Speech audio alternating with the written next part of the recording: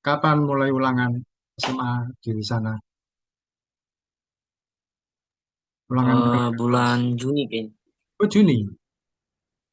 Hmm, Juni pertengahan. Awal ya biasanya ya. Juni awal kayaknya. Ya. Nah, ini apa kegiatan di sekolah sekarang ini? Kegiatan di sekolah belajar seperti biasa sih. Oh, iya. Sama paling bikin lagi fokus bikin pameran. P5 bukan? Bukan. P5 sudah selesai semua. Yang P5 kayaknya belum ada dah. oh, ada yang belum. Berarti setelah setelah ulangan kenaikan kelas ya? Oke, eh belum tahu. Kurang tahu deh. Biasanya kan ada, kalau nggak salah SMA itu ada empat. Dua di semester satu, dua di semester genap. P5-nya sih nanti Pak barengan. Soalnya kita kan ada juga proyek pameran, jadi itu dibarengin sama P5. Oh, itu jadi satu. Nah, begitu. Iya, Iya. saya kan gitu, dihitung, terhitung P5 sekalian. Nah, soalnya kita ada juga proyek film, membuat film. Oh, buat film. Oh iya, yang dulu kalian harus ke UI itu kapan? Belum ya?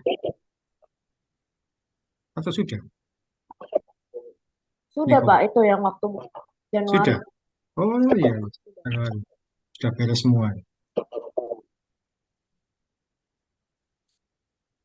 Oke, puji Tuhan. Kembali siang hari ini kita bertemu untuk kita belajar firman Tuhan dalam waktu yang singkat tapi mudah-mudahan jadi berkat bagi semua kita. Selama masih muda, kita belajar firman Tuhan untuk menuntun langkah hidup kita eh, tidak salah, tidak keliru, dan tidak semaunya sendiri, tapi berpadanan dengan kebenaran firman Tuhan. Mari kita berdoa lebih dulu untuk mengawali.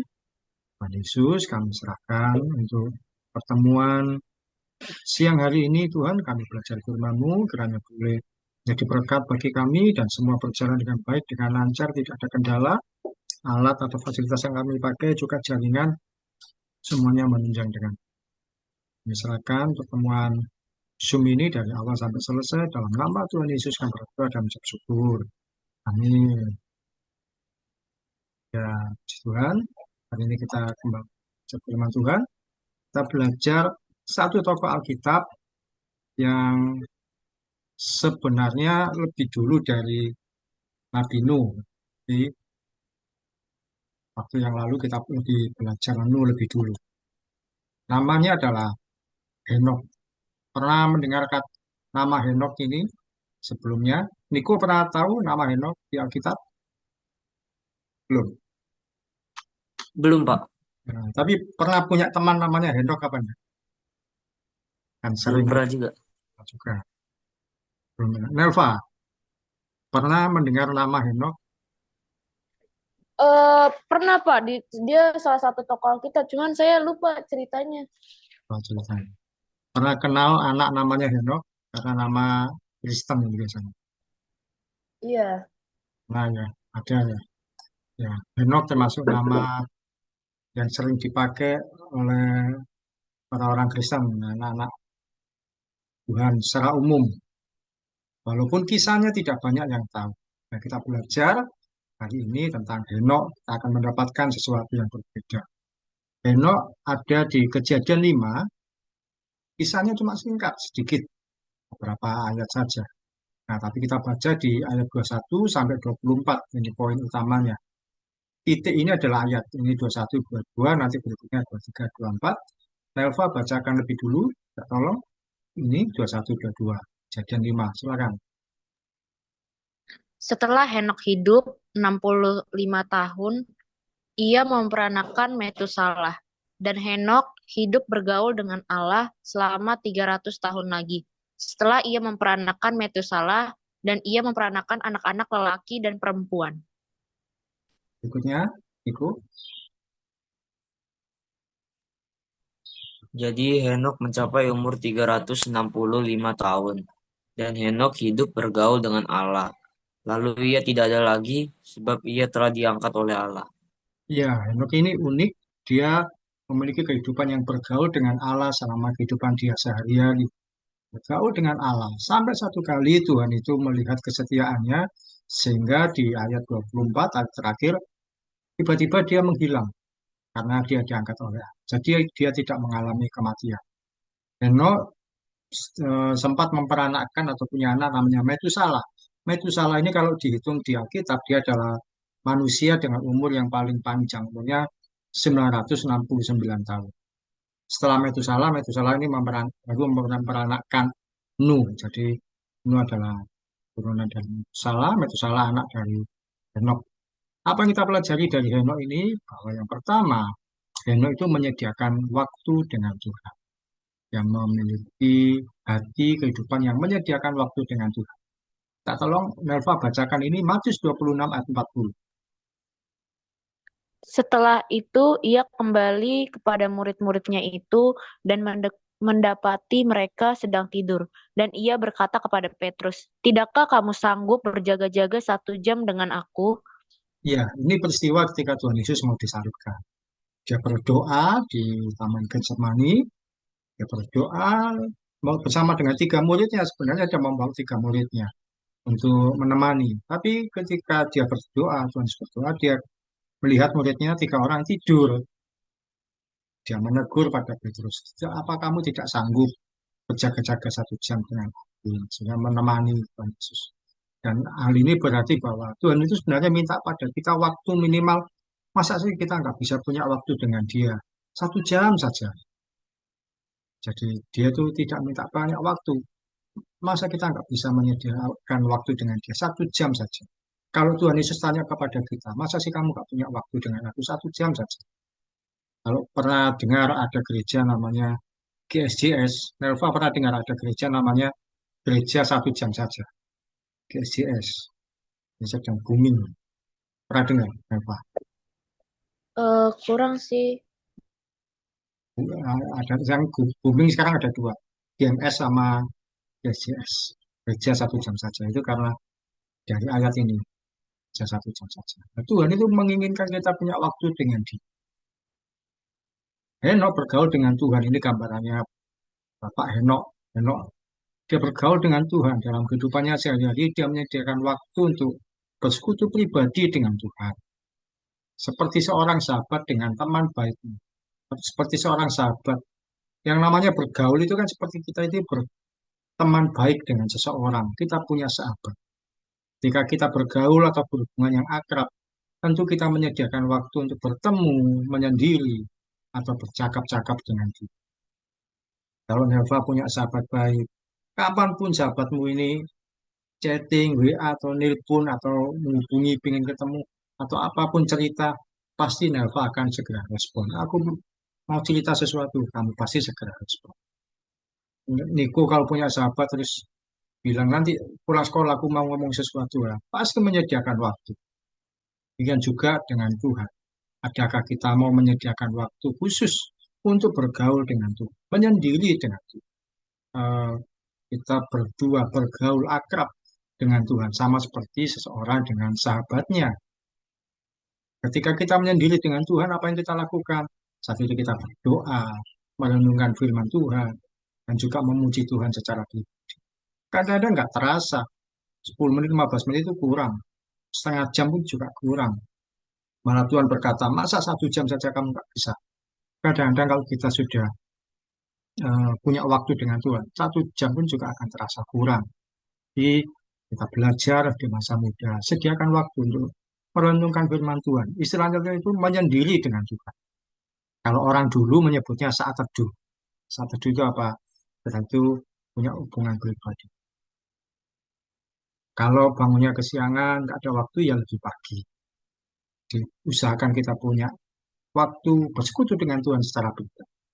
Nah, ini gambarannya seorang anak kecil bawa Alkitab, dia menyendiri dengan. Kalau punya kamar sendiri ya bisa bebas. Kita bisa memuji Tuhan, kita bisa berdoa, menyampaikan sesuatu. Bahkan mungkin kalau dalam hati nggak cukup, kita ngomong Tuhan, saya itu hari ini mau ke sekolah, tapi rasanya itu kok jengkel, ada ketemu anak ini lagi. Tak tolong Tuhan, supaya saya bisa punya hati mau mengampuni. Atau hal yang lain, hari ini saya ulangan Tuhan, tapi saya nggak ngerti, saya nggak sanggup. Minta tolong Tuhan, menyertai saya bisa menyelesaikan. Saya bisa bercakap-cakap dengan Tuhan secara dalam keseharian kita sebaiknya menyediakan waktu terbaik dengan Tuhan.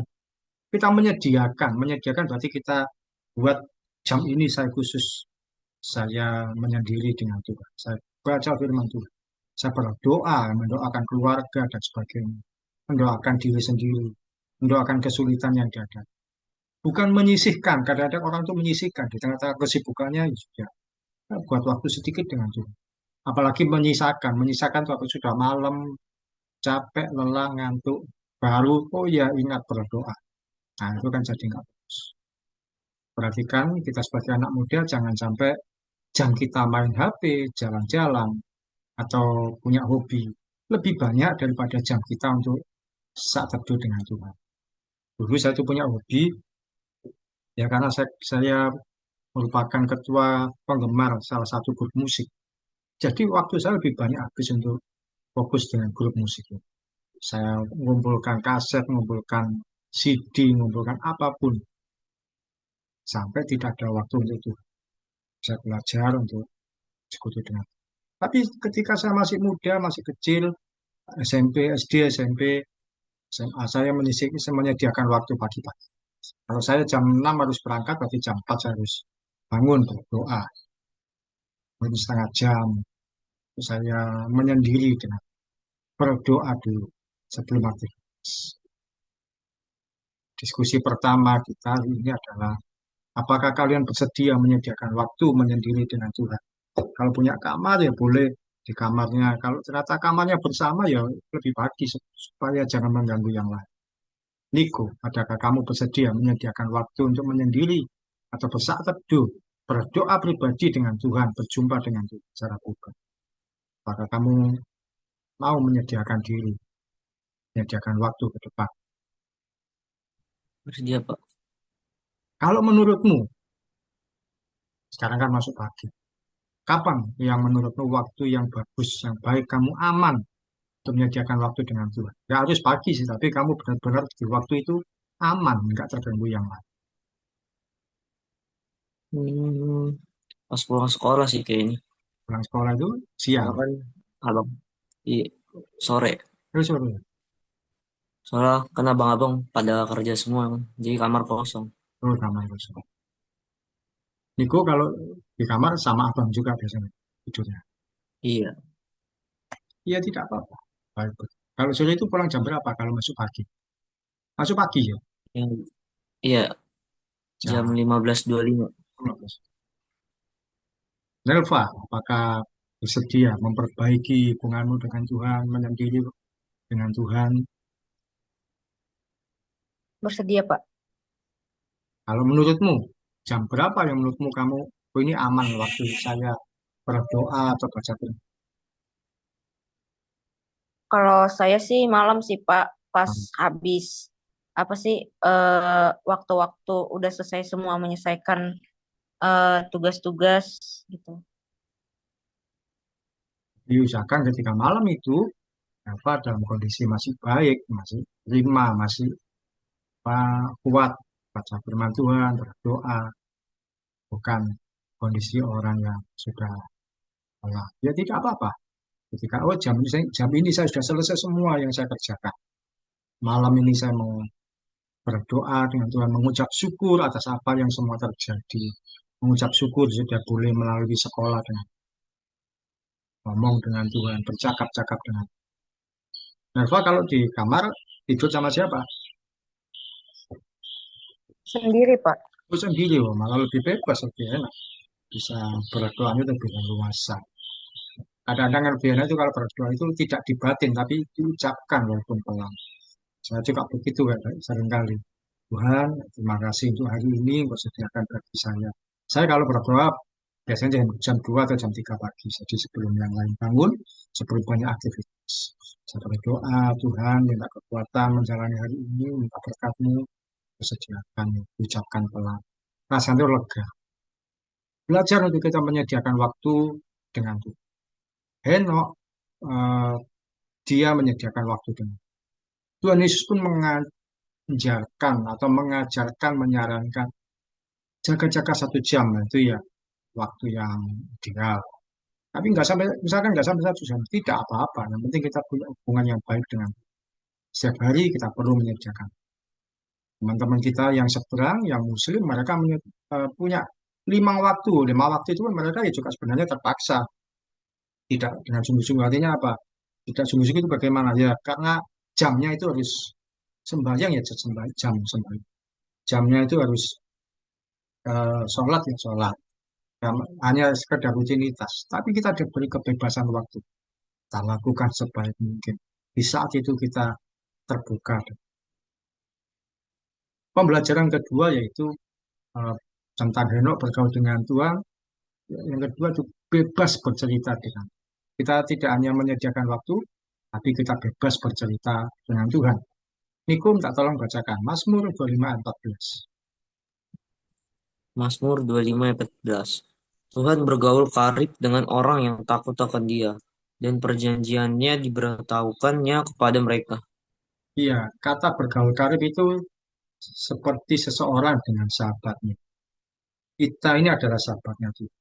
Tuhan pun juga sahabat kita semestinya. Kita orang yang takut akan Dia adalah bergaul karib, intim, bergaul dekat. Kata karib itu biasanya kan sahabat. Kita punya banyak teman, tapi yang benar-benar karib, akrab itu ya mungkin 1 2. Niku punya sahabat di mana? Di sekolah atau Punya Pak, di mana? Sekolah apa di gereja atau di di sekolah. sekolah? Nelva punya sahabat di mana? Di sekolah, Pak. Sekolah juga. Nah, dengan sahabat kita yang ini, yang satu ini, kita bergaul karib dengan. Nah, firman Tuhan melanjutkan perjanjiannya diberitahukannya. Kata perjanjian itu artinya adalah kata dalam bahasa Inggris yaitu secret. Jadi rahasianya diberitahukan kepada. Kalau kepada sahabat kita, kita memberitahukan rahasia-rahasia yang tidak yang orang lain tidak tahu. Tuhan pun demikian memberitahukan rahasianya kepada kita. Kata perjanjian itu rahasia. Orang yang bergaul karib dengan sahabatnya mudah bercerita dengan bebas apapun yang dialami. Kita mudah bercerita dengan leluasa. Mulai sesuatu yang remeh, bercanda, sampai yang kita anggap penting, kita ngomong apapun. Niku kalau punya sahabat yang juga begitu. Mungkin ya kalau dengan orang lain ya biasa. Dengan sahabat ini ngomong yang sebebas-bebas. Sampai hal yang rahasia pun disampaikan. Tanpa risih, tanpa malu, tanpa merasa takut ditolak. Nah, mungkin kalau cowok biasanya ngomongin cewek, wah itu loh cantik ini. Tapi tolong jangan kasih tahu yang lain ya. Ya sahabat itu akan memegang. Atau mungkin hal rahasia yang lain, yang orang lain nggak perlu tahu. Nah, ngomong hal yang bersifat rahasia, yang tidak boleh diketahui orang lain, tak bebas bercerita. Misalkan gini, jika terlambat, mungkin pada guru kita nggak ngomong terus terang, pada teman-teman yang lain juga kita mungkin ngomongnya ya saya terlambat tadi macet atau apa. Tapi pada sahabat kita ngomong, aku tadi sebenarnya nggak macet, tapi aku bangun kesiangan, coba jangan bilang ke yang lain, malu aku. Nah, sahabatnya mungkin ya tertawa tapi dia simpan rahasia. Ya, apa? Atau hal yang tertentu yang menurut kita adalah hal yang rahasia. Bahkan mungkin sahabat kita juga cerita yang rahasia, yang orang lain tidak perlu tahu, diceritakannya kepada kita. Kalau kita bergaul dengan Tuhan, segala rahasia yang tersembunyi akan disampaikan pada kita. Tidak heran ada orang-orang tertentu yang bisa mengetahui sesuatu sebelum terjadinya suatu peristiwa. Kalau beberapa bulan yang lalu kalian ingat di Amerika ada kebakaran besar di Los Angeles kalau tidak salah ya. Nah, itu ada hamba Tuhan tertentu yang tahu bahwa akan ada bencana setelah ini. Karena waktu itu kan ada nama Tuhan itu diolok-olok, diejek. Terus ada hamba Tuhan peringatkan hati-hati ada bencana setelah. Ternyata bencana apa? Kebakaran besar. Kebakaran. Belajarlah mendekat pada Tuhan supaya hidup kita aman dan terhindar dari situasi yang eh, salah dan celaka. Satu kali ketika saya naik motor, tiba-tiba kayak ada suara di telinga saya. Jangan terlalu ke tengah, pinggir. Jangan terlalu ke tengah, minggir. Ya sudah, saya ikuti saja, nggak tahu itu suara apa. Pokoknya terdengar seperti itu, saya pun minggir. Tidak terlalu ke tengah. Ketika saya berapa detik setelah minggir, ternyata ada tabrakan di depan saya. Ya, terjadi celaka. Saya bersyukur kalau saya terhindar dari kecelakaan itu karena saya nurut dengan apa yang saya dengar. Itu Tuhan menyingkapkan hal-hal yang rahasia. Saya juga punya teman baik, punya sahabat. Kepada dia saya ceritakan keluhan-keluhan saya, pada dia saya sampaikan masalah pribadi saya. Kalau saya sedang situasi nggak nyaman, saya cerita.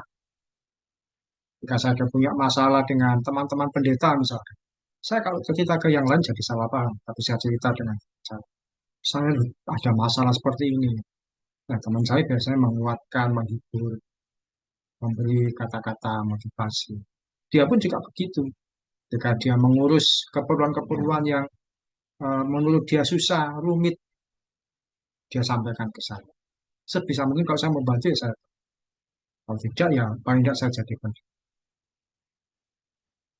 Sharing kedua, Nelva, kamu pernah dapat bocoran cerita apa dari sahabatmu yang tidak pernah disampaikan ke orang lain, tapi kepada kamu pernah disampaikan? Pernah enggak kamu mengalami itu? Contohnya apa kira-kira tentang teman, mungkin kelakuan teman atau apa? Kamu ya jangan tahu. Saya tuh anak ini kayak gini atau apa atau tentang hal. Ya, pernahnya itu soal temen sih. Kayak, lo tau gak sih kalau dia tuh gini-gini sebenarnya gitu. Nah, berbeda dari yang dilihat orang lain, dilihat teman-teman yang lain. Tapi sahabat Iya, itu seperti itu pada sahabat itu kita mendapatkan sesuatu yang spesial, tidak orang lain tahu. Ya mungkin bukan gosip, tapi sesuatu yang berbeda dari orang lain. Niko, pernah nggak kamu dapat bocoran cerita atau bocoran informasi atau apa dari sahabatmu yang ini tidak diberitahukan ke orang lain? Apa contoh? eh paling kayak ngomongin sekolah kayaknya ya. Ngomong sekolah. Terus guru, sifat buruknya guru, terus ada orang juga yang diomongin, Dia sifatnya tahu, rada-rada.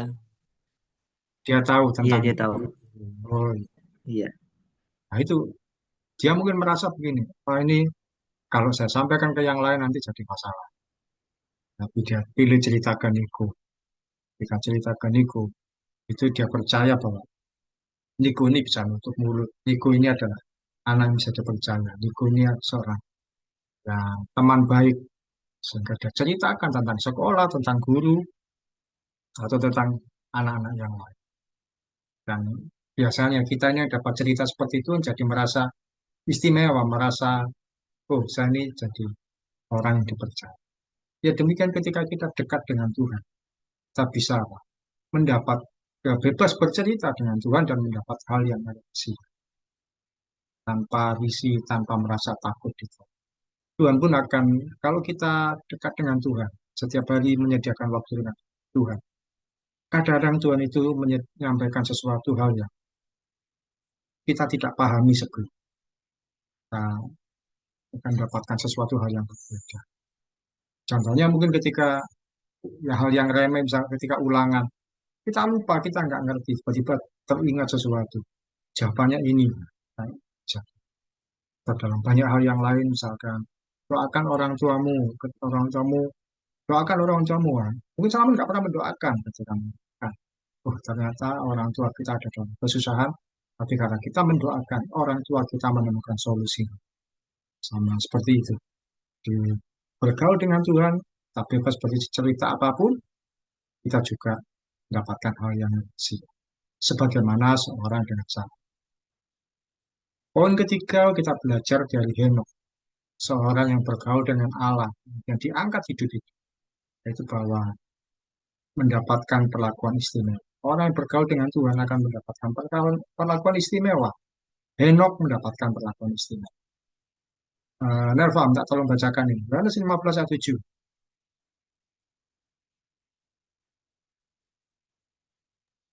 Jikalau kamu tinggal di dalam aku dan firmanku tinggal di dalam kamu, mintalah apa saja yang kamu kehendaki dan kamu akan menerimanya. Iya, Tuhan Yesus menawarkan kepada kita sesuatu yang istimewa. Kamu kalau tinggal dalam aku, dan aku tinggal di dalam kamu, dan minta apa saja yang kamu mau, kamu akan menerima. Tuhan memberikan kesempatan istimewa bagi kita anak-anak Tuhan yang dekat dengan Dia, tinggal di dalam Dia. Kalau pendeta banyak berkhotbah itu begini, eh, kita hanya minta kebutuhan, Tuhan hanya memenuhi kebutuhan kita, bukan keinginan. Biasanya kan begitu. Ada pendeta atau hamba Tuhan kalau khotbah begitu. Tuhan hanya memenuhi kebutuhan kita, bukan keinginan. Padahal firman Tuhan apa? Minta apa saja. Apa saja berarti kan bukan cuma kebutuhan. Kebutuhan kan ya kebutuhan sehari-hari. Tapi keinginan kita pun kalau kita minta, Tuhan akan menyediakan. Karena kata-katanya kan minta apa saja yang kamu kehendaki, Tuhan akan menyediakan. Itu ada kesempatan istimewa. Saya punya sahabat waktu itu SMP, saya sering ke rumahnya dia. Ketika saya di rumahnya, saya benar-benar jadi seorang yang bukan tamu, tapi seperti saudara sendiri. Dia bilang begini, sudah apa saja yang ada di sini, di meja makan, kamu bebas makan. Yang ada di kelas, kamu kalau mau, kamu boleh ambil. Bebas saja, harus anggap rumah sendiri. Apalagi kalau orang tuanya nggak ada di rumah, saya bisa bebas ambil apa saja. Walaupun ya tetap saya ada membatasi diri, tapi saya diberi kebebasan untuk ambil apapun. Adalah mendapatkan perlakuan istimewa. Saya yakin kalian juga dapat perlakuan istimewa dari sahabat dalam berbagai. Soalnya orang yang bergaul karib akrab dengan sahabatnya akan dapatkan perlakuan istimewa. Kadang-kadang kalau sahabatmu pergi ke luar kota, kalian dibawakan sesuatu. Kalau kalian mungkin kalau ada uang lebih, ketika diajak jalan-jalan oleh keluarga, saya beli ini yang murah-murah ini tidak apa-apa. Kalian kasih ke sahabat kalian untuk kenangan. Nah, bebas mendapatkan apapun yang terbaik dan memberikan yang istimewa bagi sahabat kita. Yang belum tentu kita dapatkan dari orang lain. Kalau teman-teman yang lain nggak mungkin ngasih, tapi di sahabat kita ngasih sesuatu yang istimewa. Henok pun karena bergaul akrab dengan Tuhan, dia mendapatkan perlakuan istimewa apa? Dia diangkat hidup-hidup. Nah ini gambarannya kayak gini. Diangkat hidup-hidup. Dia tidak mengalami kematian. Tiba-tiba saja menghilang. Dia gini, dia sampai ke surga. Tuhan bawa dia ke surga. Dan dia adalah salah seorang yang tidak mengalami kematian secara fisik. Selain dia ada Elia. Elia juga begitu. Tiba-tiba ada kereta berapi. Kereta berkuda berapi nyambar Elia. Dan Elia naik kereta itu hilang. Henok pun juga demikian. Tiba-tiba terangkat surga. Tuhan Yesus pun menjanjikan bahwa ketika kita bergaul karib dengan dia akan mendapatkan perlakuan istimewa. Kita boleh meminta apapun tanpa batas, bebas apapun. Satu kali ketika saya sedang tidak ada uang, saya berdoa, Tuhan minta berkatmu untuk kebutuhan, untuk kewajiban yang harus kami bayar. Bulan ini saya harus membayar dua kewajiban, membayar sekolah anak saya 2 bulan, karena bulan lalu terlambat. Belum lagi bayar kewajiban bulanan, listrik, air, dan sebagainya. Dan bayar wifi. Saya berdoa sama Tuhan, minta berkatmu. Kalian tahu, setelah saya berdoa tidak lama, berkat Tuhan masuk. Pertama bisa bayar SPP anak saya bulan lalu. Kemudian bayar kewajiban bulanan. Kewajiban bulanan ya listrik, air, wifi, saya bayar. Tidak cukup itu, besoknya sedia lagi berkat untuk SPP bulan ini. Tuhan menyediakan. Itu adalah yang kebutuhan. Dan yang sehari-hari pun juga Tuhan sediakan. Berkat Tuhan tersedia. Karena apa? Tuhan menjanjikan ketika kita bergaul karib dengan dia. Dia sediakan tanpa batas. Karena apa? Kita ini sahabatnya. Kita jadi sahabat. Kita memang anak Tuhan, tapi ada tingkatannya lebih lagi dari anak. Itu menjadi sahabat. Kalau jadi sahabat itu tidak ada batasnya. Sharing terakhir, apakah pemberian yang kamu terima khusus dari sahabatmu yang tidak diberikannya pada orang lain? Kamu terima sesuatu yang khusus dari sahabatmu yang benar-benar ini tidak diberikan ke orang lain pada saya pernah menerima pemberian khusus dari sahabat saya dan ketika seingat saya pernah dibelikan sepatu tentu tidak pernah dikasih ke orang lain pada saya ini hoki saya sepatu tapi saya nggak cukup ukurannya terlanjur beli kasihkan ke saya tanpa saya membayar dia juga sudah terlanjur rugi kan sepatu nggak mungkin dibuang diberikan kepada saya sesuatu yang berbeda yang ini tentu tidak akan dikasih ke orang. Niko, pernah dapat apa perlakuan istimewa atau pemberian dari sahabatmu? Ya, hanya untuk kamu, tidak untuk orang.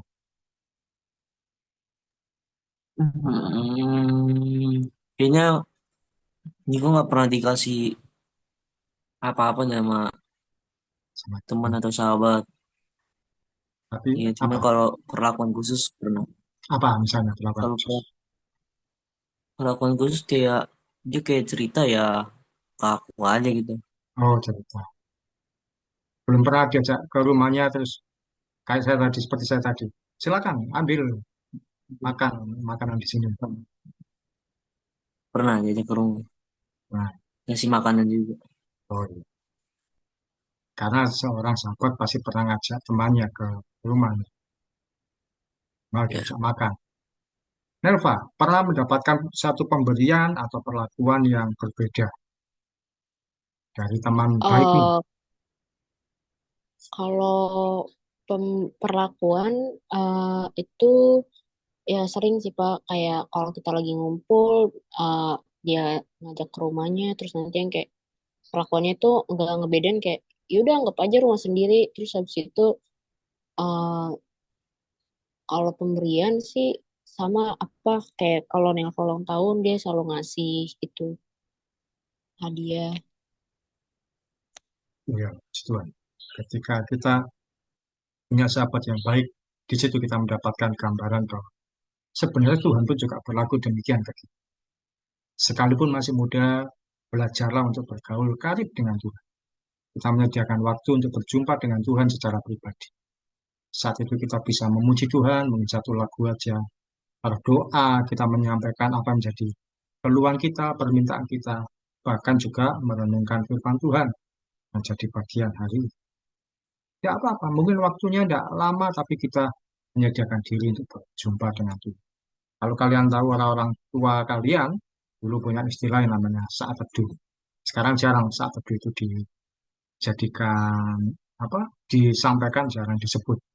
Saat teduh adalah ketika kita berjumpa dengan secara pribadi. Yaitu pembelajaran firman Tuhan hari ini yang boleh jadi berkat buat kita untuk kita memiliki kedekatan dengan Tuhan seperti contohnya itu seperti Henok ya bergaul karib dengan Tuhan karena itu dia mendapatkan perlakuan yang istimewa dari Tuhan. Dia diangkat hidup-hidup, tidak mengalami kematian. Mungkin kita tidak seperti Henok yang tidak mengalami kematian, tapi kita mendapatkan perlakuan yang berbeda dari Tuhan, yang belum tentu orang lain. Oke, kita selesaikan sebelum mati sendiri. Kita tolong Niko tutup dalam doa. Oke Pak, mari kita bersatu dalam doa. Tuhan, terima kasih Tuhan, kami telah mengenalkan firman-Mu ya Tuhan, mengenai Enok ya Tuhan, yang menjadi sahabat karibmu ya Tuhan. Berarti supaya firman-Mu ini bisa kami lakukan di kehidupan kami sehari-hari Tuhan. Berarti juga pada hamba-Mu Pak Oki Tuhan yang telah memberitakan firman-Mu ya Tuhan. Berarti supaya eh, dia mendapatkan rezeki sesuai dengan pelayanannya ya Tuhan. Berikan dia kesehatan ya Tuhan. Berarti orang tua kami ya Tuhan, supaya orang tua kami bisa mendampingi kami hingga kelak dewasa nanti ya Tuhan.